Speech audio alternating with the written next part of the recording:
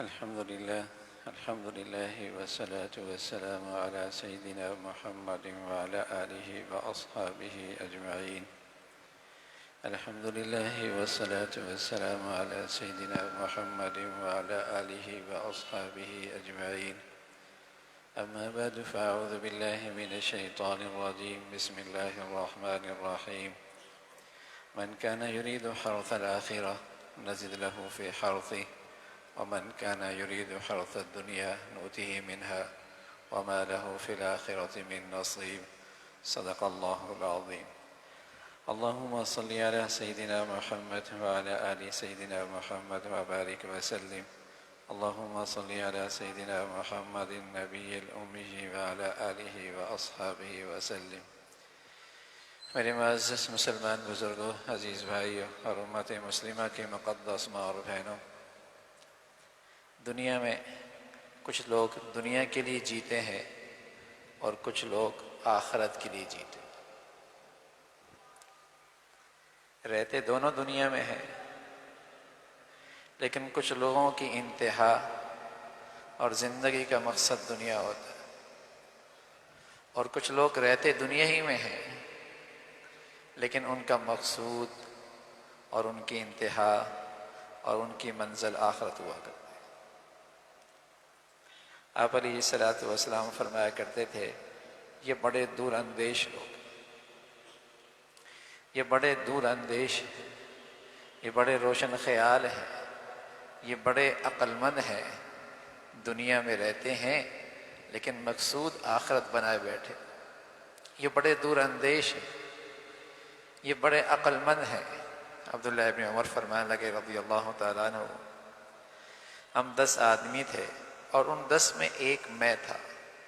حضور علیہ الصلوۃ والسلام کے پاس بیٹھے تھے تو ایک شخص نے عرض کی، یا رسول اللہ، من ایکس الناس و احزم الناس، لوگوں میں عقل مند لوگ کون ہیں، دانشمند لوگ کون ہیں، عقل مند، دانشمند، دور اندیش کون لوگ؟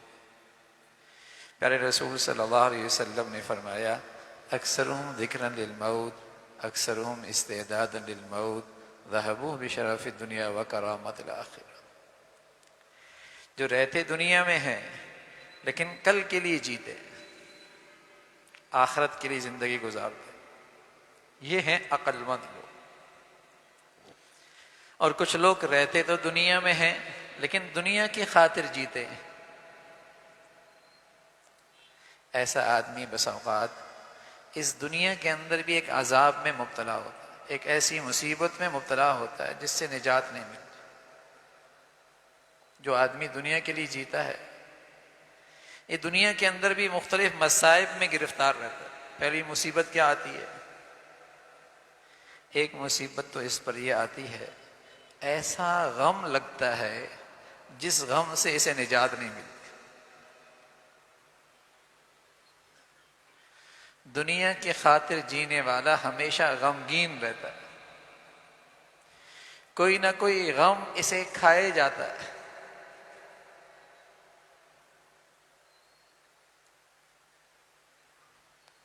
یہ نہیں ملا، وہ نہیں ملا، ایسا نہیں ہوا، ایسا نہیں ہوا، کوئی نہ کوئی غم کھائے جاتا ہے۔ دوسری مصیبت کیا آتی ہے؟ دوسری مصیبت اس پر یہ آتی ہے کہ ایسا مشغول رہتا ہے کہ اس کے اندر فراغت ہے ہی نہیں۔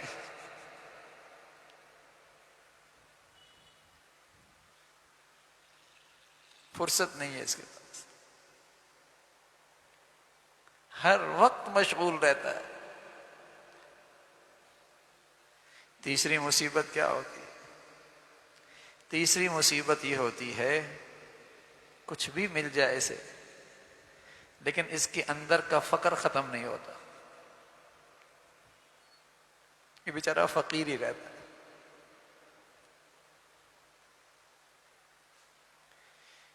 دولت مل جائے، اربوں میں مل جائے، لیکن اس کے اندر کا فقر کا کیا کہیں؟ جدھر جاتا ہے ایک نئی ہوس لے کے آتا ہے، ایک نئی بھوک اٹھتی ہے، ایک نئی بھوک اٹھتی ہے۔ جس کی زندگی میں دنیا ہی دنیا ہو اور دنیا کے لیے جینا چاہتا ہے، وہ غم زدہ رہتا ہے۔ انتہائی مشغول رہتا ہے اور فقیر رہتا ہے، فقیر، بھوک نہیں مٹتی۔ اور چوتھی علامت اور مصیبت یہ ہوتی ہے کہ اس کی طویل امیدیں کبھی پوری نہیں ہوتی،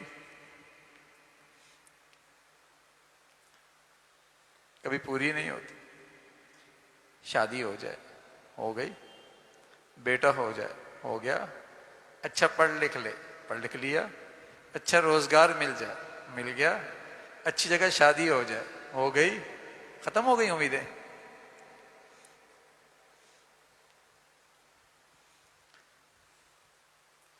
اتنی امیدیں ہیں، پوری نہیں ہوتی، اس لیے کہ اس کا تو جہان ہی یہی ہے نا، اس کے یہاں تو صبر ہے ہی نہیں، قناعت ہے ہی نہیں، شکر ہے ہی نہیں۔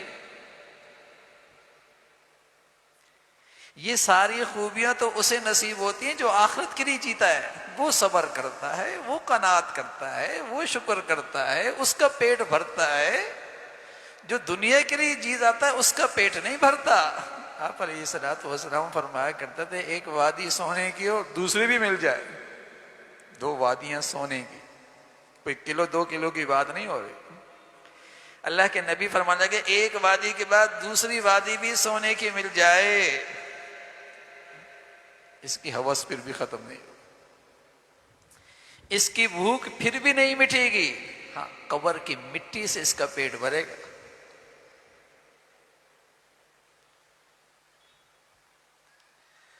تو دنیا کے خاطر جینے والا ہمیشہ بھوکا رہتا ہے، فقیر اتنا ہے نا، قسم خدا کی بیٹھ کے کھائے تب بھی پورا نہ ہو، لیکن اس کے پاس بیٹھ کے دیکھو ذرا، اتنی نہ شکری ہے، اتنا پریشان ہے، اتنا غم زدہ ہے، جیسے شام کے لیے اس کے پاس گھر میں روٹی نہیں ہو۔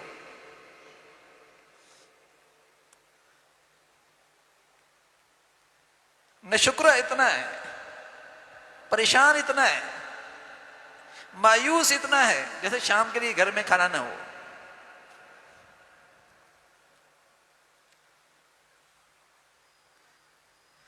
تو دنیا کے خاطر جینے والا اس دنیا میں ان مصیبتوں میں گرفتار ہوتا ہے، ان عذابوں میں گرفتار ہوتا ہے، مرنے کے بعد تو ہوگا یہیں پر۔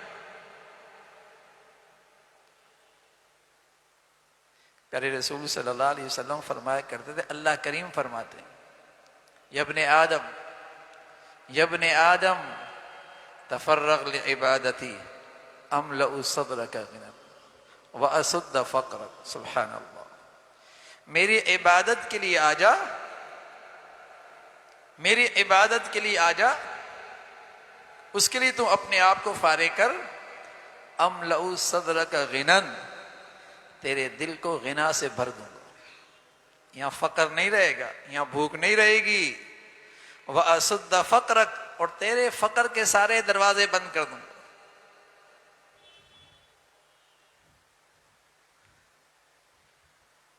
آج یہ سب کے سامنے احتیاج کا ہاتھ تو پھیلاتا ہے، جھولیاں تو پھیلاتا ہے، شکوے شکایت تو کرتا ہے، اپنے نبی کا بتایا ہوا وظیفے پہ عمل نہیں کرتا کہ اللہ نے کیا کہا ہے، ارے عبادت کے لیے آ جا، فقر ختم ہو جائے گا، تیرا احتیاج مٹ جائے گا۔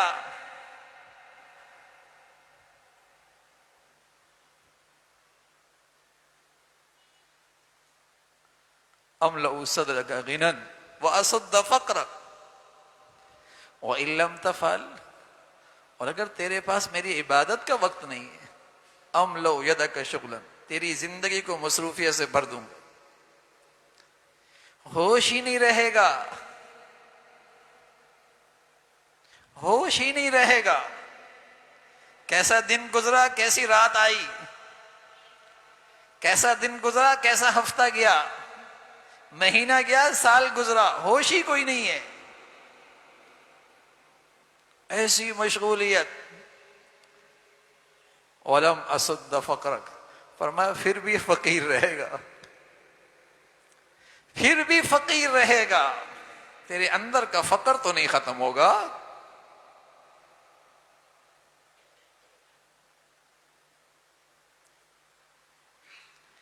باہر کی دولت سے آدمی امیر نہیں ہوتا، بس اوقات اس دولت کا چوکیدار ہوتا ہے.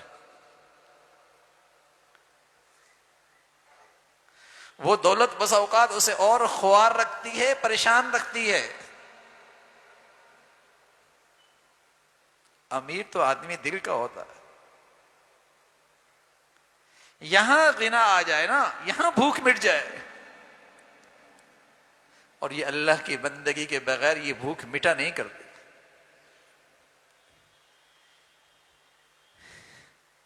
آخرت کی خاطر جیے بغیر یہ بھوک مٹا نہیں کرتی. کچھ بھی جمع کر لو میاں،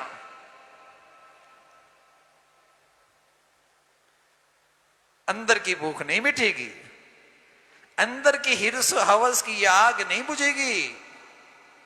کوئی نادان آدمی یہ کہے تھوڑا سا اور کما لوں نا پھر خوب اللہ کو راضی کروں. یہ ایسا ہی ہے جیسے آگ جل رہی ہو اور اس کو بجھانے کے لیے خشک گھاس ڈال رہا ہو. بتائیے آگ بھڑکے گی یا بجھے گی؟ اندر کی بھوک مٹانے کے لیے اور اکٹھا کرنا یہ ایسا ہی ہے کہ اس آگ کو بجھانے کے لیے اور سوکھا گھاس ڈال رہا ہے. اس کے اوپر تم یہ کنات کا پانی ڈالو، پھر اندر کی وہ بھوک مٹے گی.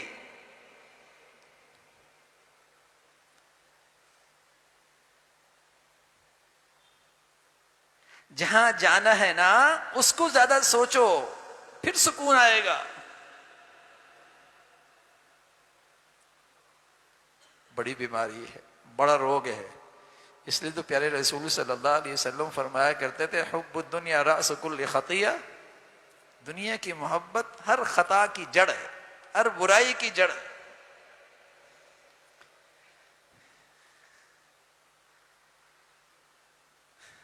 تو ایک مصیبت بھری زندگی ہے جو شخص دنیا کی خاطر جیتا ہے.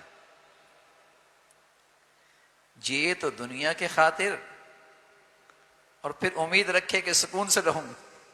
ان دونوں میں کوئی جوڑ نہیں ہے.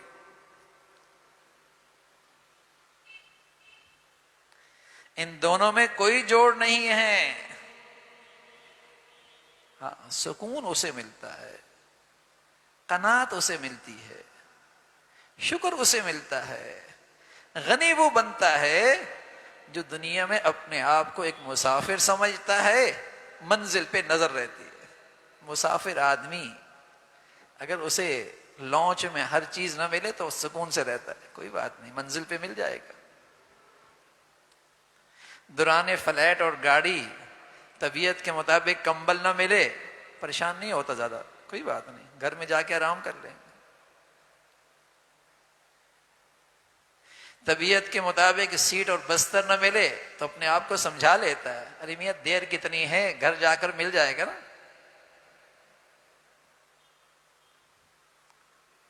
صبر آ جاتا ہے.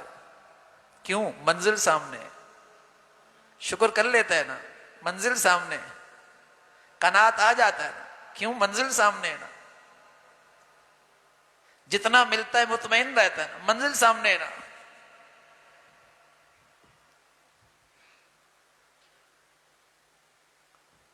تو جو مسافر سمجھتا ہے اور منزل پہ اور اپنے حقیقی زندگی اور گھر پہ نظر ہوتی ہے وہاں شکر ہوتا ہے.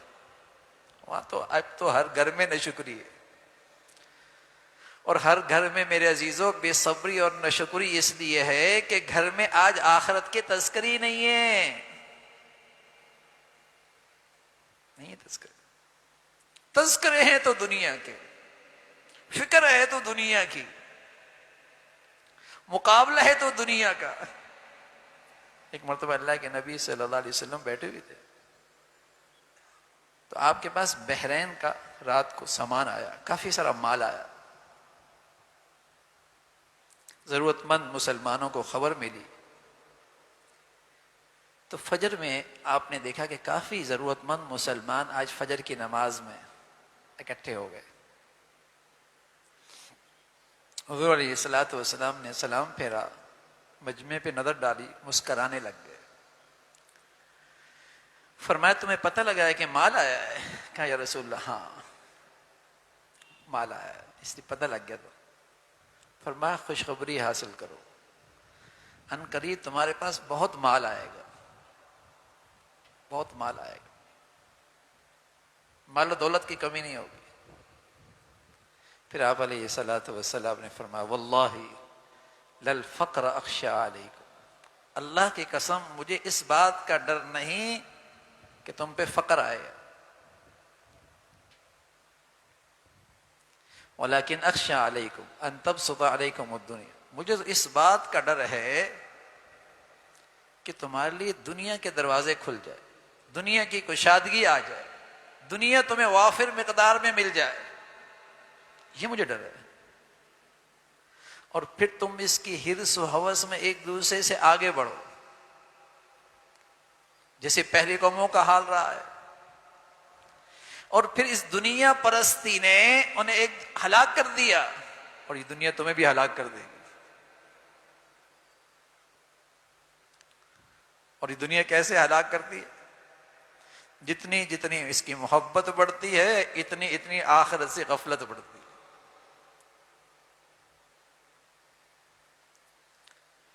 اتنی ہی آخرت سے غفلت بڑھتی ہے، اور اللہ حفاظت فرمائے جس کی زندگی میں آخرت سے غفلت بڑھ جائے اس کی دنیا بھی اس کے لیے جہنم بن جاتی ہے۔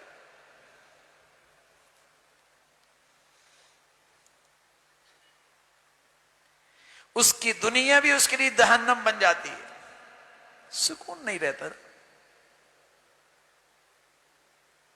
کہیں بس ہی نہیں ہے، کہیں چین ہی نہیں ہے، کہیں سکون ہی نہیں ہے،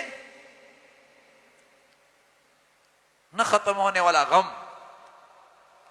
نہ ختم ہونے والی مشغولیت، نہ ختم ہونے والا فقر، اور نہ پوری ہونے والی آرزوئیں۔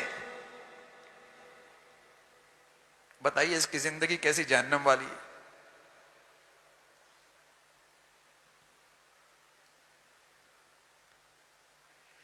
تو آخرت فراموشی کی سزا اس دنیا میں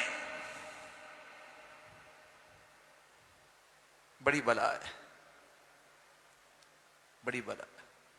پہلے لوگ تھوڑے ساز و سامان کے ساتھ رہتے تھے، لیکن صرف آخرت کا علم نہیں ہوتا تھا، انہیں آخرت کا یقین بھی ہوتا تھا،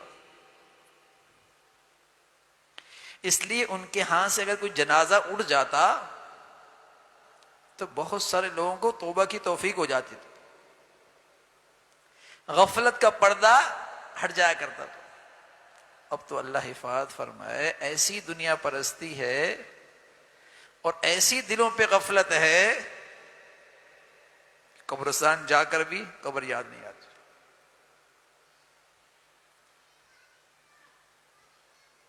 یہ دل نہیں بدلتا، جیسے میں نے جانا ہی نہیں۔ ایک نوجوان نے گھر بنایا اور بڑا اچھا گھر بنایا، اور گھر بنانے کے بعد دنیا والوں سے کہا او میرا گھر دیکھو۔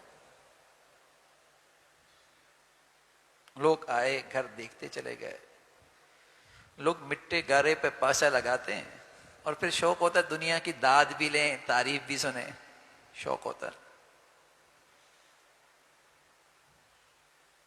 لوگوں نے تعریف کی، ہر چیز ہی اچھی لگائی۔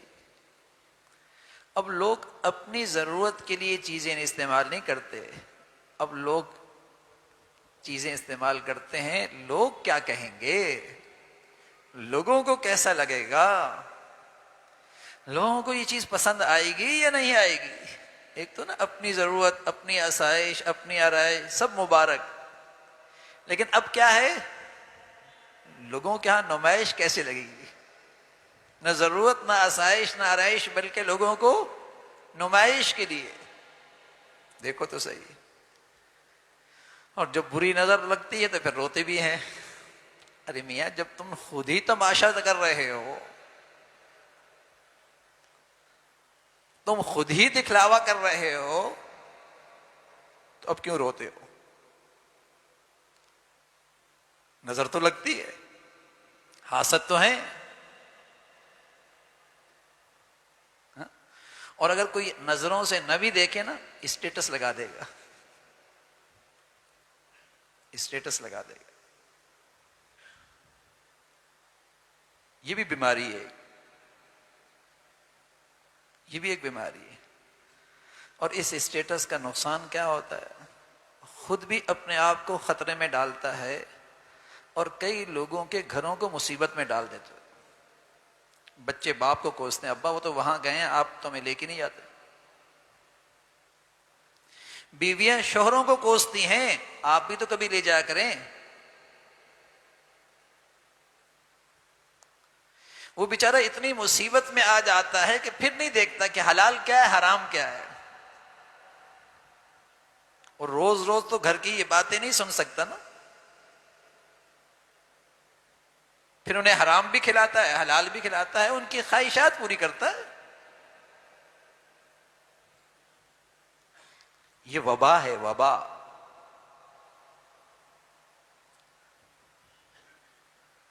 تو اب آسائش اور آرائش کے لیے نہیں، اب سب کام نمائش کے لیے ہوتے ہیں، دکھلاوا. گھر بنایا اور خوب بنایا، لوگ آتے چلے گئے، تعریف کرتے چلے گئے. ایک بوڑھا آدمی آیا، کمر جھکی ہوئی، ہاتھ میں لاٹھی، سر کے بال سفید، آنکھوں کی بینائی کمزور. لیکن وہ بوڑھا بڑا خوش نصیب، بینائی سر کی آنکھوں کی ضرور کمزور تھی، دل کی آنکھوں کی نظر بڑی تیز تھی. آ کر اس نوجوان کے کندھے پہ ہاتھ رکھا اور کہا بیٹے تیرا گھر بہت خوب ہے، بہت ہی خوب ہے، ہر چیز ہی اچھی ہے، لیکن اس گھر میں 2 خامیاں بھی ہیں. اب جب سب تعریفیں کر رہے ہوں تو کسی کی بات ایسی پسند نہیں آتی. اور پھر جیب میں پیسہ ہو، جوانی ہو، ہڈیوں میں گودا ہو، رگوں میں گرم خون ہو، تو بوڑھے باپ کی بات بھی بس اوقات اچھی نہیں لگتی. نوجوان جھنجھلا کر کہنے لگا بڑے میاں ساری دنیا تعریف کر رہی ہے، آپ کیوں میرے گھر میں کون سی خامیاں نظر آئیں؟ بڑے میاں تحمل سے کہنے لگے بیٹے تیری خیر خواہی میں کہہ رہا ہوں، اس میں 2 خامیاں ہیں. تیز لہجے میں کہنے لگا بتائیے کون سی خامیاں؟ تو بڑی میاں کہنے لگے بیٹے اس میں 2 خامیاں یہ ہیں، نہ یہ مکان پائیدار ہے نہ اس کا مکین پائیدار ہے، نہ یہ گھر ہمیشہ کا نہ گھر والا ہمیشہ کا. دیکھتے نہیں میرے عزیزو، بناتا کوئی ہے رہتا کوئی ہے،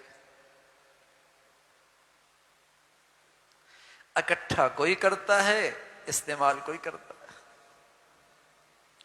کاروبار کوئی شروع کرتا ہے کام کوئی کرتا ہے. دولت کس نے اکٹھی کی، استعمال کس نے کی.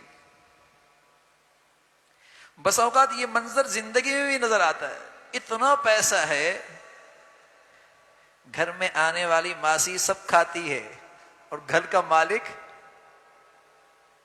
کچھ نہیں کھا سکتا، گھر کا مالک کچھ نہیں کھا سکتا.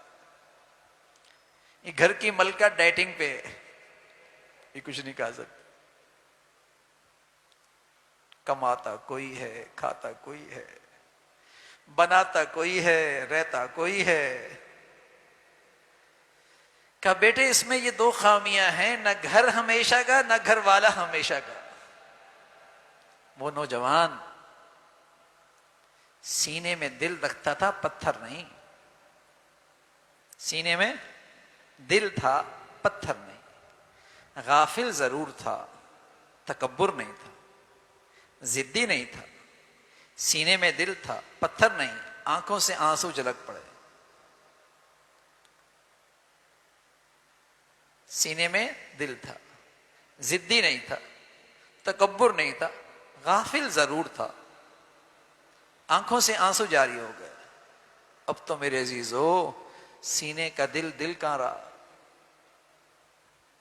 لقمہ حرام، لقمہ حرام، اور اس آنکھوں کا حرام دیکھنا، یہ بد نظری، یہ بد نگاہی اور یہ لقمہ حرام، سینے کے دل کو دل نہیں رہنے دیتا، پتھر بنا دیتا۔ جنازے اٹھتے ہیں، پیاروں کو اٹھاتا ہے، منو من مٹی کے نیچے رکھ کے آتا ہے، اس کے دل پہ اثر کوئی نہیں ہوتا۔ اور یہ دونوں گناہ عام ہیں، بد نظری اور حرام۔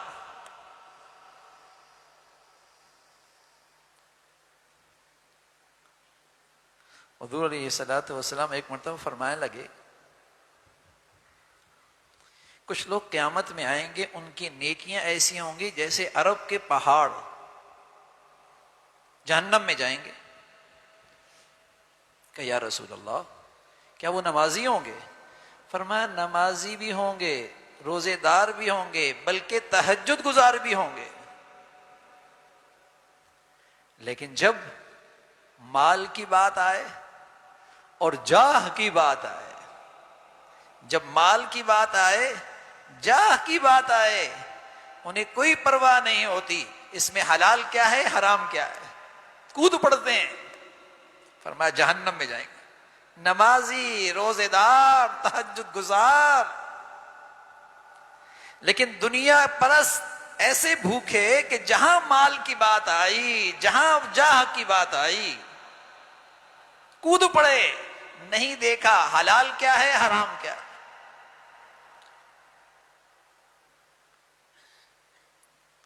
روزے بھی رکھتا ہے، عمرے بھی کرتا ہے، نمازیں بھی پڑھتا ہے، حرام بھی نہیں چھوڑتا، نہ رشوت چھوڑتا ہے، نہ لوٹ مار چھوڑتا ہے، نہ بددیانتی چھوڑتا ہے، نہ سود چھوڑتا ہے۔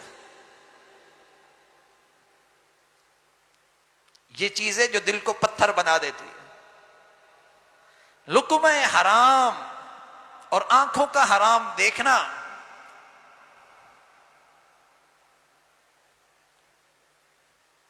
حضور علیہ الصلوۃ والسلام فرمایا کرتے تھے، جو غیر محرم کو دیکھتا ہے اور کوئی غیر محرم عورت موقع دیتی ہے دکھلانے کا کہ مجھے لوگ دیکھیں، فرمایا دونوں پر اللہ کی لعنت ہوتی،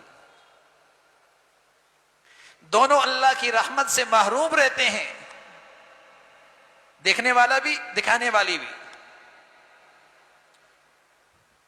اب تو اس گناہ کا احساس ہی ختم ہو گیا،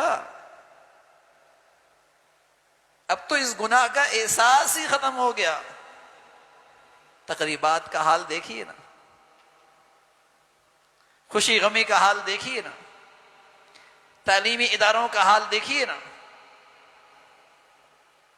ہماری معاشرتی زندگی کا حال دیکھیے نا، کس قدر اس گناہ کا رواج ہے، اور وہ پورا ماحول اللہ کی رحمت سے محروم ہے، اللہ کی لعنت پڑ رہی ہے۔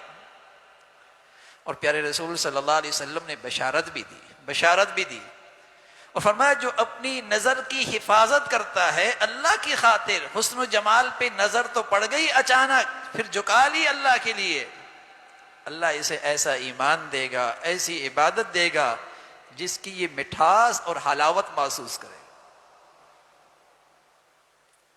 ایسا نور ملے گا کہ عبادت کی لذت ملے گی۔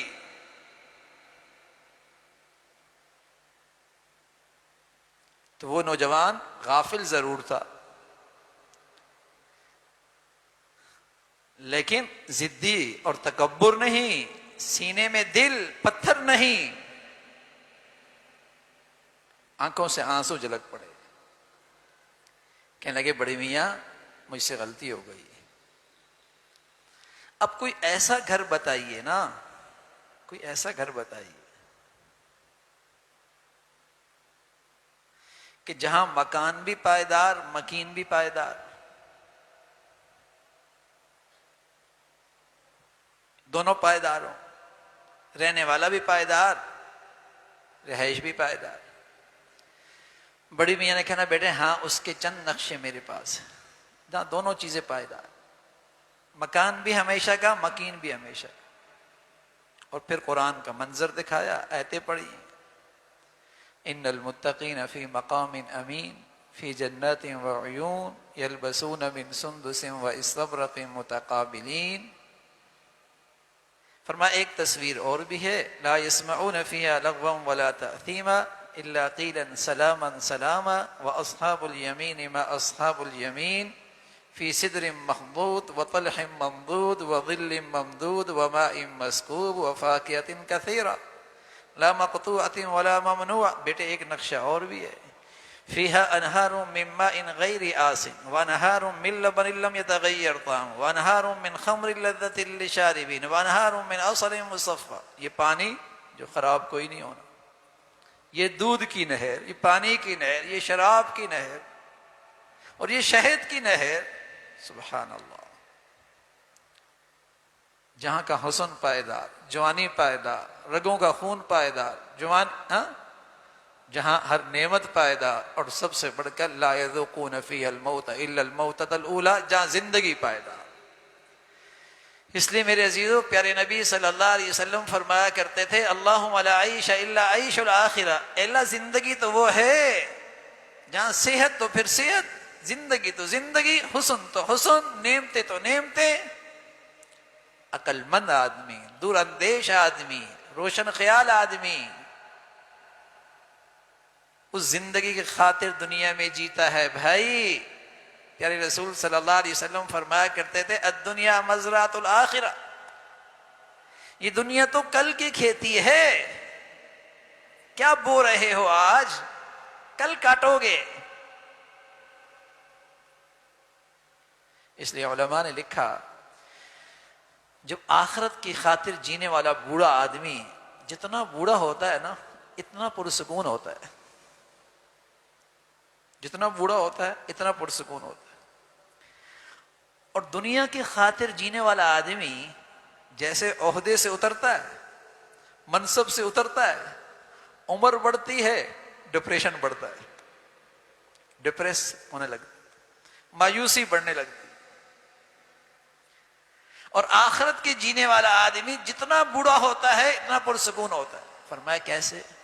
جیسے کاشتکار اپنی کھیتی کو پانی دیتا ہے، کھاد ڈالتا ہے، باڑ لگاتا ہے، حفاظت کرتا ہے، کھیتی پروان چڑھتی ہے، پک جاتی ہے، کٹائی کا وقت قریب آتا ہے تو خوش ہوتا ہے نا،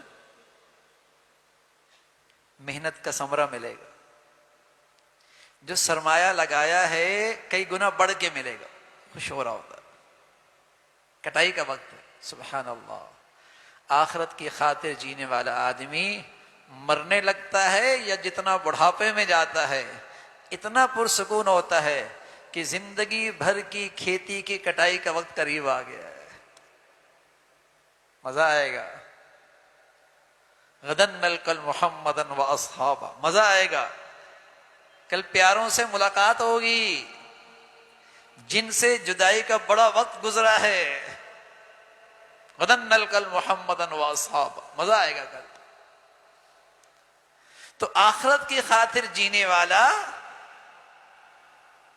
جتنا بوڑھا ہوتا ہے اتنا خوش ہونے لگتا ہے، کٹائی کا وقت قریب. اور دنیا کی خاطر جینے والا عہدے سے اتر جائے ڈپریشن میں.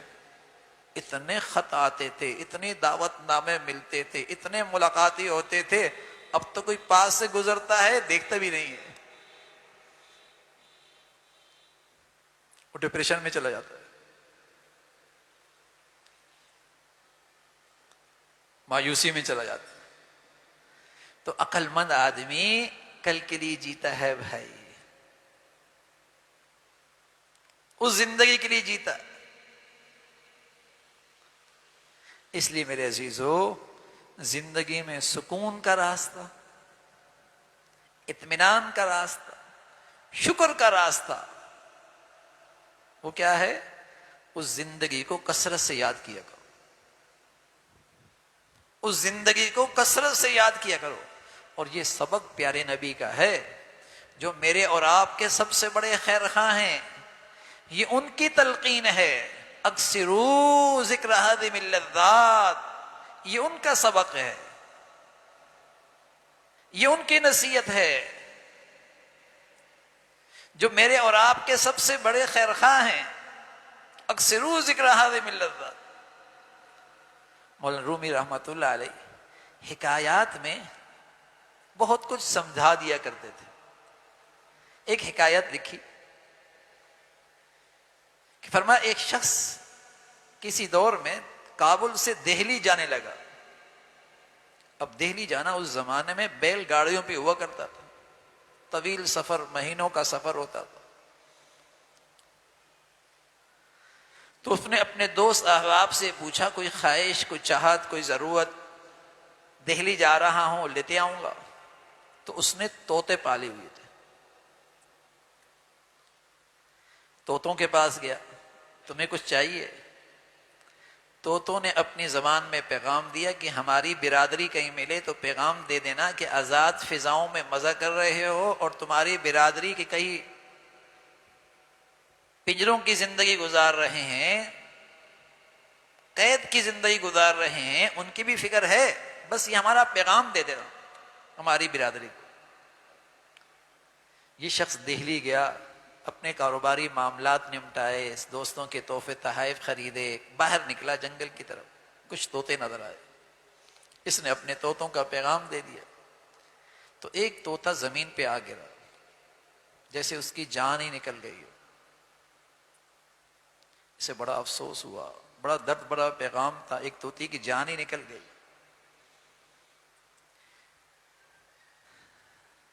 واپس آیا، آرام کیا، اپنے طوطوں کے پاس گیا جو پنجرے میں تھے. انہوں نے کہا کہ تم بڑا درد بھرا پیغام تھا، تمہارے پیغام سے تو ایک طوطے کی جان ہی نکل گئی، کہ میں نے پیغام دیا تو ایک طوطا زمین پہ آ گرا. ان سارے طوطوں نے گردن زمین پہ رکھ دی، جیسے سب کی جان نکل گئی. اس نے سب کو نکالا، باہر کیا، جیسے ہی نکالا تو وہ اڑ کے سامنے دیوار پہ بیٹھ گئے. کہ یہ کیا؟ کہ ہمارے ان طوطوں نے پیغام دیا ہے زندگی کا مزہ چاہیے تو پہلے مر کے دکھاؤ.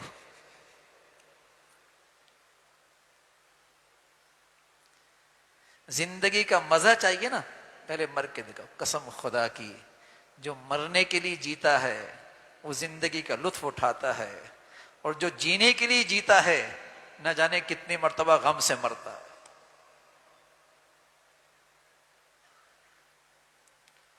زندگی کا مزہ بھی اسے ملتا ہے جو اس زندگی کو آخرت کا زینہ سمجھتا ہے، آخرت کا توشہ سمجھتا ہے، وہ زندگی کا مزہ پاتا ہے. جو دنیا کے لیے جیتے ہیں ان کی زندگی میں کوئی مزہ نہیں ہے. حضرات مفسرین نے فرمایا اللہ کریم نے الذی خلق الموت والحیات، اللہ کی ذات وہ ہے جس نے موت پیدا کی اور زندگی پیدا کی. حالانکہ زندگی پہلے ہوتی ہے، موت بعد میں ہوتی ہے، لیکن اللہ کریم نے فرمایا جس نے موت پیدا کی، جس نے زندگی پیدا کی. موت پہلے، زندگی بعد میں. اہل علم نے لکھا کہ موت کا تذکرہ زندگی سے پہلے اس لیے ہے، زندگی کا مزہ اور زندگی کا لطف وہی اٹھاتا ہے جس کی آنکھوں کے سامنے ہمیشہ موت ہوتی ہے.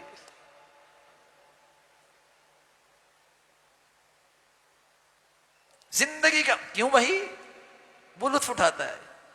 کہیں بھی اس کی زندگی میں ناگواری آ جائے نا تو اس ناگواری کو وہ ایسا لیتا ہے جیسے مسافر کو سفر میں کوئی ناگواری آتی ہے، تو صبر کر لیتا ہے، برداشت کر لیتا ہے، اپنے دل کو سمجھاتا نہیں ہے سفر ہی تو ہے.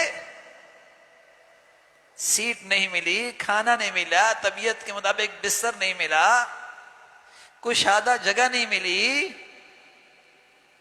بے صبری کا مظاہرہ تو نہیں کرتا، چیخ و پکار تو نہیں کرتا. اگر کوئی ایسا کرنے لگ جائے تو کیا کہیں گے؟ دماغ ٹھیک نہیں، دماغ ٹھیک نہیں.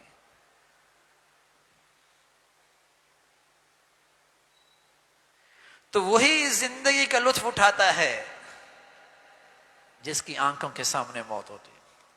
تو پیارے رسول صلی اللہ علیہ وسلم نے اپنی امت کو نصیحت فرمائی، تلقین فرمائی،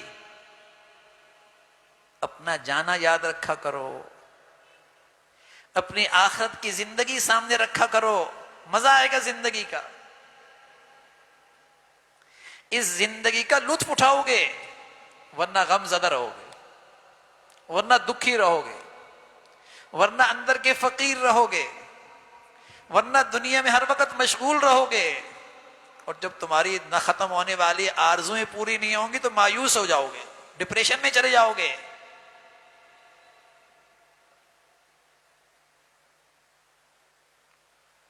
اس زندگی کو یاد رکھو۔ اس لیے پیارے رسول صلی اللہ علیہ وسلم فرمایا کرتے تھے من جعل ہمہ ہم الآخرہ کفاہ اللہ ہم دنیا۔ سبحان اللہ، سبحان اللہ۔ آپ علیہ الصلوۃ والسلام فرما رہے جو آخرت کو اپنا غم اور فکر بنائے گا اللہ اسے دنیا کے سارے غموں سے نجات نصیب فرما دیں گے۔ حکیم الامت تھانوی رحمۃ اللہ علیہ فرمایا کرتے تھے کسی شخص کو کوئی دنیا کا غم لگا ہوا ہے یقین کر لے اسے آخرت کے غم کی ہوا بھی نہیں لگی، ورنہ دونوں غم اکٹھے نہیں ہو سکتے، دونوں غم اکٹھے نہیں ہو سکتے۔ کسی کو اولاد کا غم ہے، کسی کی اولاد کو ہونے کا غم ہے، کسی کے پاس ہو گئی تو پڑھنے نہ پڑھنے کا غم ہے، کسی کو صحت کا غم کھایا جا رہا، کسی کو چھوٹے قد کا غم کھایا جا رہا، کسی کو خوبصورتی کا غم کھایا جا رہا، کسی کو معاش کا غم۔ غم ہی غم ہے میاں، غم ہی غم ہے، زندگی غموں سے بھری ہوئی ہے۔ اور پیارے رسول صلی اللہ علیہ وسلم فرمایا غموں سے محفوظ حفاظت من جعل ہمہ ہم الآخرہ کفاہ اللہ ہم دنیاہ، جو اس زندگی کو اپنی فکر اور غم بنائے گا دنیا کے سارے غموں اور فکروں سے نجات پائے گا۔ اس لیے ہم کہا کرتے ہیں جسے اللہ تعالیٰ آخرت کا غم دے دے وہ دنیا میں ڈپریشن میں نہیں رہتا، اور دنیا میں ڈپریس نہیں رہتا، وہ دنیا میں مایوس نہیں رہتا۔ یہ بیماریاں وہاں ہوتی ہیں جہاں آخرت پر ایمان نہیں ہوتا، یہ وہاں کی بیماریاں ہیں، یہ بیماریاں مسلمانوں کی تھی نہیں، یہ تو اس قوم کی بیماریاں تھیں جنہیں آخرت پر ایمان نہیں تھا، لیکن مسلمانوں میں یہ بیماریاں آ گئیں اس لیے کہ مسلمانوں کا آخرت پہ علم تو ہے یقین نہیں، ایمان کمزور ہو گیا اس پر۔ اب مسلمانوں کے اندر بھی یہ بات سننے میں آتی ہے ڈپریشن کی گولیاں کھا رہا، مایوس ہے، ڈپریشن میں ہے۔ تو آخرت کا غم حقیقت میں زندگی کی راحت کا نام ہے، آخرت کی فکر حقیقت میں اس دنیا کے سکون کا نام ہے، آخرت کی فکر حقیقت میں اس دنیا میں قناعت کا نام ہے، شکر کا نام ہے۔ وہ نصیب ہو جائے۔ بچیاں بچے جوان بچیاں بچے مایوس ہے، غم زدہ، اس لیے کہ کسی خانے میں اس زندگی کا تصور بھی ختم ہو گیا نا۔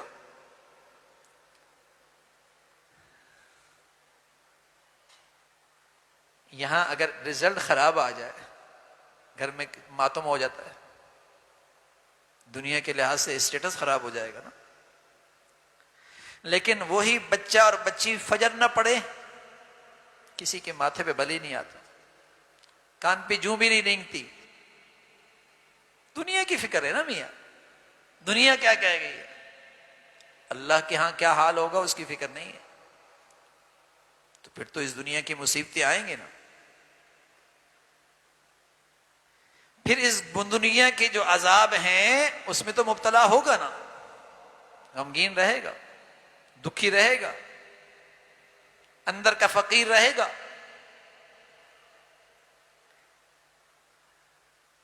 تو اس زندگی کا تصور، اس کی کثرت سے اس کا دھیان خیال اس تھوڑی سی زندگی کو بھی خوشگوار بناتا ہے، تھوڑی سی زندگی کو خوشگوار بناتا ہے۔ موت خوبصورت آتی ہے، موت خوبصورت آتی ہے، اور جو اللہ کے نبی صلی اللہ علیہ وسلم فرمایا کرتے تھے اللہم لا عیش الا عیش الاخرہ، اللہ زندگی تو کل کی زندگی، وہ زندگی ہمیشہ کی، اس کا شوق پیدا ہو جائے، اس کا شوق پیدا ہو۔ تو فرمایا جن کا مقصود اور مطلوب دنیا ہے، کچھ دنیا مل جائے گی لیکن آخرت میں کوئی حصہ نہیں۔ آپ علیہ الصلوۃ والسلام فرمایا کرتے تھے جس کا مقصود دنیا ہوتا ہے تو فقر اس کی پیشانی پہ ہوتا ہے، ہر وقت خوف لگا رہتا ہے، ہر وقت اسے معاش کی فکر لگی رہتی ہے، اور ملتا وہی ہے جو مقدر ہے، کچھ بھی کر لے۔ اور جو آخرت کو اپنا مقصود بنا لیتا ہے، ہاں، اللہ اس کے دل کو غنا سے بھر دیتا ہے، اور جو مقدر ہے اس پر پہنچ کے رہتا ہے، وہ اس کے پاس آ کے رہتا ہے۔ فرمایا مقدر کا تو رزق ایسے ملتا ہے جیسے موت آدمی کو تلاش کرتی ہے، ایسا رزق بھی آدمی کو تلاش کرتا ہے۔ اگر آدمی روزی سے بھاگے، اپنے رزق سے بھاگے،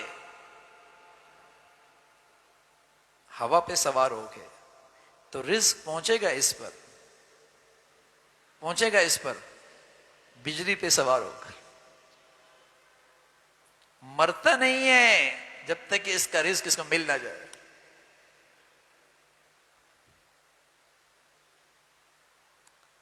تو میرے عزیزو، آخرت کو ہم اپنی زندگی کا مقصود بنائیں اور اس کا دھیان خیال ہر وقت رہے، اس سے یہ دنیا کی زندگی بھی بڑی اطمینان والی، سکون والی، شکر والی نصیب ہوتی ہے، ورنہ سب کچھ ہوتا ہے اور ناشکری بھی ہوتی ہے، سب کچھ ہوتا ہے اور بے سکونی بھی ہوتی ہے۔ تو اس کو کثرت سے یاد کرے۔ اس لیے اللہ کے نیک بندے اپنے متعلقین کو تو تلقین کرتے تھے کہ رات دن 24 گھنٹے میں کوئی وقت ایسا لے کر بیٹھیں جہاں اپنا دنیا سے جانا یاد رکھیں، کہ اگر اب چلا گیا تو کس حال میں ہوں۔ اور موت تو آتی بھی ایسی ہے نا بھائی، بتا کے تو نہیں آتی، پانی کا بلبلا ہے، کب پھٹ جائے۔ فضا میں رکھا چراغ ہے، ایک جھونکی کی دیر ہے، صبح یہاں تھا، شام منومن مٹی کے نیچے۔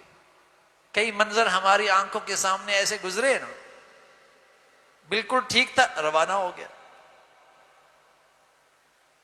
تو کچھ وقت 24 گھنٹے میں ایسا بھی ہو، اکیلے ہوں اور اپنا جانا یاد رکھیں، اپنا جانا یاد رکھیں، تاکہ اس سفر کے لیے ہر وقت ہم تیار رہیں۔ تو پھر میرے عزیزو، یہ زندگی کا سفر بھی مبارک، موت اس سے زیادہ مبارک، اور آخرت کی زندگی جو ہمیشہ کی زندگی ہے، وہاں کی کامیابی ہے۔ اللہ رب العزت بھائی جو کچھ کہا سنا، عمل کی توفیق نصیب فرمائے۔ وآخر دعوانا الحمد للہ رب العالمین۔ اللہم لک الحمد کلو ولک الشکر کلو،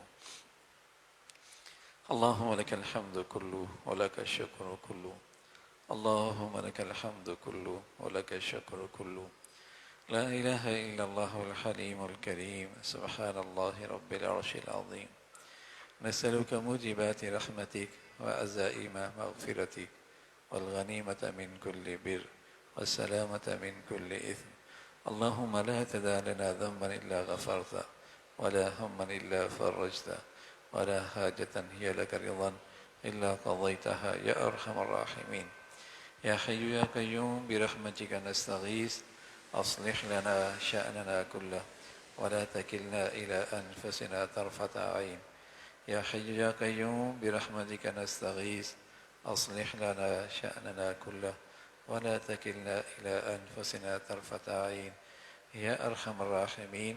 جو کچھ کہا سنا، عمل کی توفیق نصیب فرما، ایمان والی، عافیت والی، صحت والی زندگی عطا فرما۔ اے ارحم الراحمین، اپنی پسند کا جینا نصیب فرما، کلمے والی موت نصیب فرما، بری زندگی سے، بری موت سے، برے حالات سے محفوظ فرما۔ اے مولا کریم، آخرت کی سچی فکر نصیب فرما۔ مولا کریم، ہر گھڑی ہر آن موت کا دھیان نصیب فرما، آخرت کی غفلت سے محفوظ فرما۔ اے مولا کریم، اپنے فضل سے زندگی کے تمام تر فیصلے آخرت کو سامنے رکھ کے کرنے کی توفیق عطا فرما۔ اپنے بچوں کی، بچیوں کی تعلیم، تربیت، زندگی کے صحیح فیصلے کرنے کی توفیق عطا فرما۔ یا ارحم الراحمین، دنیا عافیت والی عطا فرما، برکت والی عطا فرما، لقمہ حلال عطا فرما، اپنی رضا والی زندگی نصیب فرما، اپنی رضا والا رزق نصیب فرما، اپنی رضا والی دنیا نصیب فرما، اے مولا کریم دنیا کی فتنوں سے محفوظ فرما، یا ارحم الراحمین ظاہری باطنی فتنوں سے محفوظ فرما، اپنے پیاروں کی محبت عطا فرما، نیکوں کی محبت عطا فرما، نیکوں کی صحبت نصیب فرما، نیکوں کی عظمت نصیب فرما، ہماری اولادوں کو نیکی سے مناسبت نصیب فرما، نیکوں کی صحبت نصیب فرما، نیکوں کی قدر و منزلت نصیب فرما، بری صحبت سے ہمارے بچی بچیوں کو محفوظ فرما، یا ارحم الراحمین حادثات سانحات موذی اور دیرپا بیماریوں سے اسپتالوں کی زندگی سے محفوظ فرما۔ اے مولا کریم جو بچیاں گھروں میں ہیں ان کے لیے نیک صالح رشتوں کا انتظام فرما، جو بچیاں گھروں میں جا چکی ہیں ان کے گھروں کو محبت اور تقوی سے آباد فرما، مسلمانوں کے گھروں کو معاشرے کو ٹوٹ پھوٹ سے محفوظ فرما، یا ارحم الراحمین ہمیں اپنے بڑوں کے لیے صدقہ جاریہ بنا، ہماری اولادوں کو ہمارے لیے صدقہ جاریہ بنا، ہمیں اپنے بڑوں کے لیے عزت کا باعث بنا، ہماری اولادوں کو ہمارے لیے راحت کا اور عزت کا باعث بنا۔ اے مولا کریم اپنے فضل سے اپنے کرم سے تمام حاضرین حاضرات کی سامعین سامعات کی جائز حاجات کو پورا فرما، مشکلات کو آسان فرما، پریشانیوں کو ختم فرما، ہمارا ظاہر باطن سبھی کو اپنی پسند کا فرما، باطنی بیماریوں سے بھی محفوظ فرما، جسمانی بیماریوں سے بھی محفوظ فرما، یا ارحم الراحمین باطنی طور پر بھی صحت کاملہ نصیب فرما اور جسمانی طور پہ بھی شفائے کاملہ نصیب فرما، یا ارحم الراحمین اپنے فضل سے اپنے کرم سے پیارے حبیب صلی اللہ علیہ وسلم نے جتنی خیریں مانگی ہمیں نصیب فرما، اور جن شرور سے پناہ مانگی ہم سب کو محفوظ فرما۔ اے مولا کریم پوری امت مسلمہ کے حال پہ رحم فرما، مسلمانوں میں ایمانی اسلامی اخوت زندہ فرما، اسلامی بھائی چارہ عام فرما، مسلمانوں کو رنگ نسل وطن علاقے برادریوں کی بنیاد پر جتنی نفرتوں کی شکلیں ہیں ہمیشہ محفوظ فرما۔ اے مولا کریم اہل اسلام کو نیک صالح قیادت نصیب فرما، دین کی خدمت کی جتنی شکلیں تیرے ہاں مقبول ہیں سبھی کی حفاظت فرما، کام کرنے والوں کی مدد اور نصرت فرما، مساجد کی مدارس کی مکاتب کی علماء کی حفاظت فرما، یا ارحم الراحمین وطن عزیز کو سلامتی عطا فرما، یا نیکی کی اور خیر کی اور تعمیر کی قوتوں کو غلبہ نصیب فرما، شر کی اور برائی کی اور تخریب کی اور بے حیائی کی طاقتوں کو نیست و نابود فرما، یا ارحم الراحمین اس ملک کو ہر قسم کے اندرونی بیرونی خطرات سے محفوظ فرما، یا ایمان ہدایت کی فضاؤں کو عام فرما، اپنے فضل سے مولا کریم ہم سب کے حال پہ رحم فرما، ہمارے شہر پہ رحم فرما، ہمارے ملک پہ رحم فرما، پوری امت مسلمہ کے حال پہ رحم فرما۔ ربنا تقبل منا انك انت السميع العليم وتب علينا انك انت التواب الرحيم، وصلى الله على سيدنا محمد وعلى آله واصحابه اجمعين برحمتك يا رب۔